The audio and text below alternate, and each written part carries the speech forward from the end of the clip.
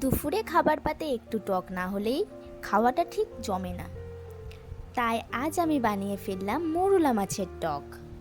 মৌরলা মাছের টক বানানোর জন্য আমার লাগছে, প্রথমে আমি টক বুঝে একটা বাটিতে তেঁতুল জল বানিয়ে নিলাম, আর নিয়ে নিলাম ধুয়ে লবণ হলুদ মাখিয়ে রাখা 200 গ্রাম মৌরলা মাছ। মশলা লাগছে অর্ধেক টমেটো কুচি, ঝাল বুঝে লঙ্কা, অল্প পাঁচফোড়ন, লবণ, হলুদ, সামান্য চিনি। ওভেন অন করে কড়াই বসিয়ে পরিমাণ মতো তেল দিয়ে মৌরলা মাছগুলি ভাজতে দিলাম।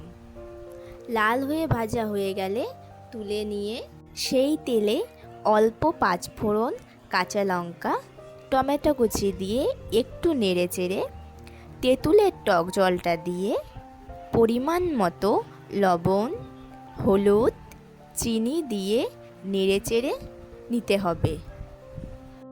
একটু ফুটে এলে ভেজে রাখা মৌরলা মাছগুলি দিয়ে আবারও নেড়ে ঝোলটি ফুটে এলে নামিয়ে নিয়ে ভাতের সাথে পরিবেশন কর। মৌরলা মাছের রেসিপিটা বন্ধুরা তোমাদের যদি ভালো লেগে থাকে তাহলে লাইক, কমেন্ট, শেয়ার করে দিও আর চ্যানেলটিকে সাবস্ক্রাইব করে দিও।